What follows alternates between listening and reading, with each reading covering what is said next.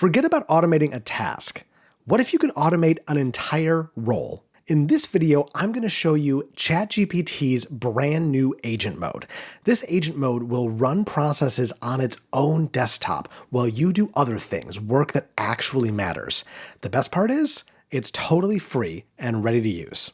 Make sure to stick around to the end of the video because I'm going to show you 3 use cases, and the last use case will absolutely blow your mind. I still can't believe what I saw.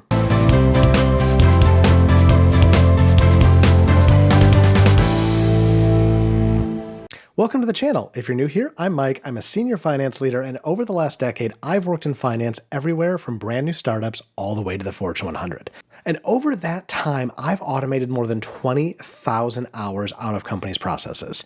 But until this new agent mode from ChatGPT, I didn't really understand the extent of what was possible with AI. And I'm going to show you exactly how to use it right now. And again, this solution is totally free, so you have to check it out. And if you want more finance tips, tricks, and hacks just like this, make sure to sign up for my weekly newsletter, Finance Automation Insider. There's a link down in the description. I'll send you a free copy every single Wednesday. Plus, I'll send you a free copy of my guide to 15 5-minute finance automations. You don't want to miss it. Again, click the link down in the description to join, and I'll send it to you every single Wednesday. With all that out of the way, let's get started. So first of all, what is agent mode in ChatGPT? Well, it's a new feature that was just released a few days ago. AI agents have been around for a while. OpenAI and ChatGPT have even played with them, but it's the first time that it is available as a permanent tool that you can use. And an AI agent can run multiple step processes in a different server or computer or desktop than you're working in, meaning it can do work while you go and do other things, as I always say, the work that really matters. Now, you may be familiar with the fact that ChatGPT has several reasoning models you can use. So I'm currently on GPT-4o, which is the most popular, it's the largest model right now. There's also o3 that I'll often use for advanced reasoning, and then they have some mini models, some mini high models. They've got models that are faster, they've got models that are better for exploring ideas or research. This is not a model. You can run agent mode on any model. This is a tool. So you're going to find agent mode down here in tools. So agent mode is going to be right here with deep research, create image, study and learn, web search, and canvas. You can use any of these tools on the models. So I'm going to be using this on 4o because it's the most common and it's the most accessible, especially if you're working on the free version. Also important to note that because agent mode and deep research are new, you still only get a limited number of queries. You'll see that for the next month, I've got 35 left. I think I started with 40 or 45, but I've been playing with this. Same on deep research, I've got 24 left for the rest of the month. So again, this is a tool that you can open on any of the models. So we're going to go ahead and click agent mode, and then we're going to prompt.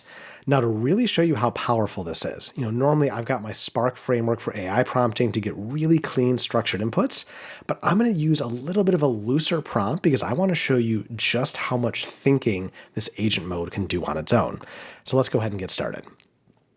So I'm going to go ahead and paste in a prompt so you don't have to watch me type. So review the attached 6-month financials for my chain of coffee shops, the F9 Finance coffee shops. Generate a baseline forecast for the business. Then generate a best case scenario where revenue grows 20% and a worst case scenario where it drops 20%. So I'm asking it to do a forecast and then to run scenario analysis, which you could get a little bit of this out of the models before, but it couldn't really go and run this full forecasting process. So let me attach my data. I'm going to add my file. All right, we've got our F9 Finance coffee shop financials right here. Let's go ahead and attach it. It's attached, and we will send it. Now the agent mode is going to run. You'll see this is the new part. It's setting up its own desktop. So it's setting up a desktop, and it's actually going to go create a terminal and run Python scripts to process all of this data. I can then go anywhere else on my computer and do the work because this agent is off on its own, running its own desktop. So you see it's acknowledged the request, now it's thinking, and it's opening up a terminal to run Excel and Python for the analysis. Let's see what it does. So it's gone ahead, it's run a Python model to create our forecast, and now it's going in to create a report for us based on all this information. And you'll see again, it's working in its own terminal. It's not using my computer's resources to do this. Now it's converting all of the work it's done in its own operating terminal, and it's getting it ready to come back as a report. Here we go, here's our report. So we got a baseline financial forecast for the coffee shop. It's reviewing the recent 6-month financials. So here's a summary of the performance from January to June 23. It's talking about the assumptions for forecasting, the baseline, the best case, and the worst case. It's building the forecast scenarios for the next 6 months. No growth, revenue up 20%, revenue down 20%.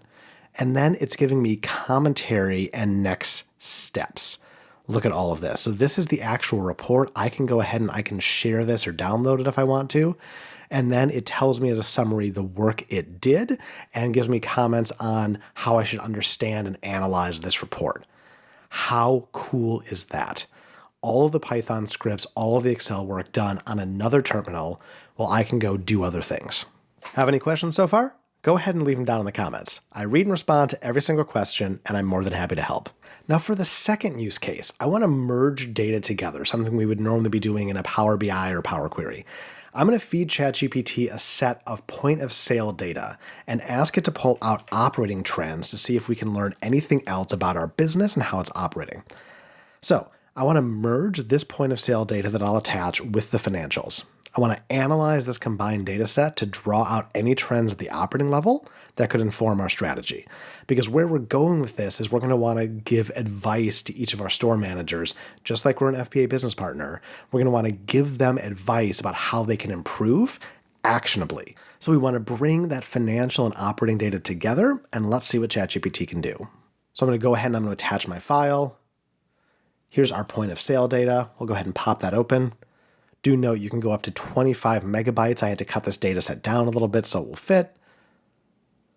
We're going to wait for that to upload, and then once it uploads, we'll send it off and see what ChatGPT comes back with. All right, and here we go. All right, so once again, ChatGPT has opened up its own terminal.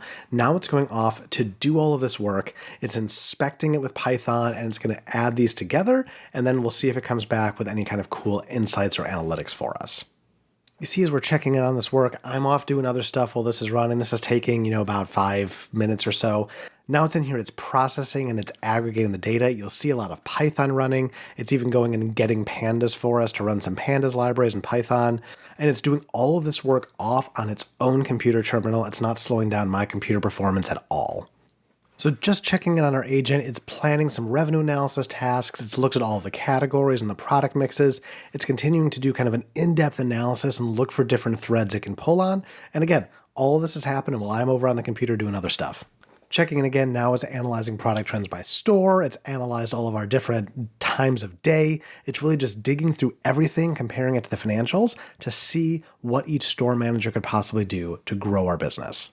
So this is incredible. It worked for 14 minutes behind the scenes while I went and did other things, and it's given us a plain language analysis of what's going on, looking at the POS data and the GL numbers. I mean, look at this.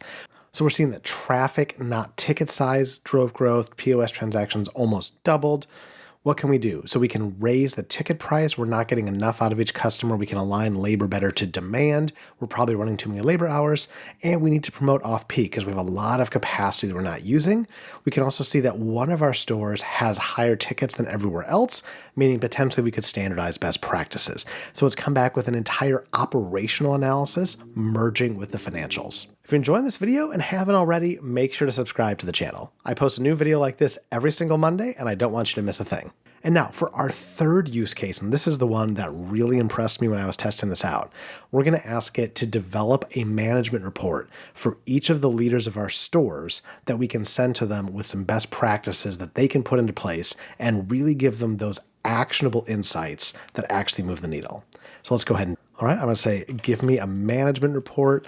This is going to have both visual and written that I can share with each of the 3 store managers. So again, I'm using pretty broad prompts here for the amount of detail I'm getting back. Let's send this away and see what it comes back with.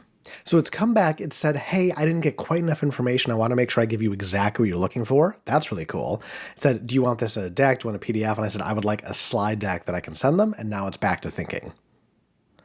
All right, so it's opened up its terminal again. It's literally going to the internet in its browser. It's finding pictures that it can use to put in the deck to spice things up. This is really incredible, and this is what blew me away. It's not just taking all of this information it's already generated.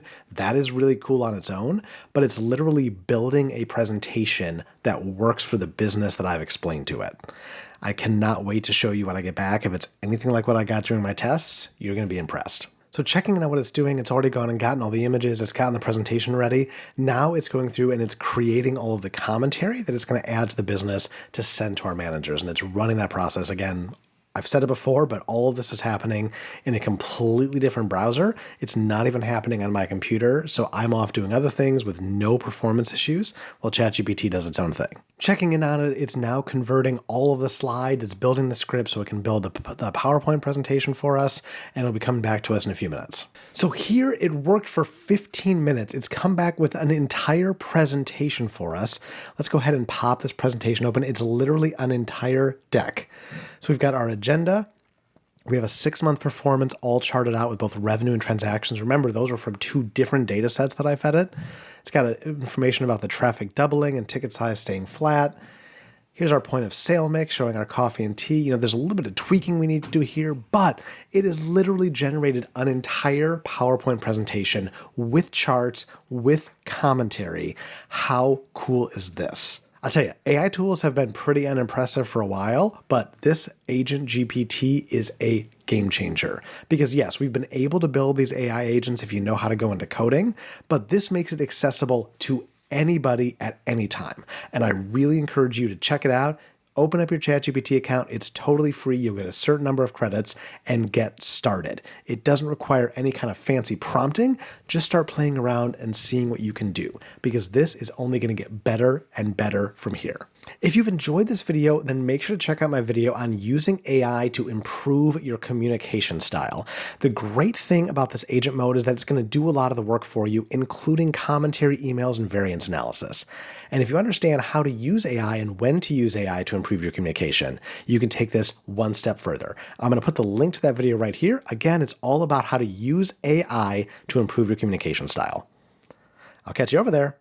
Until then, this is Mike signing off from F9 Finance. Cheers.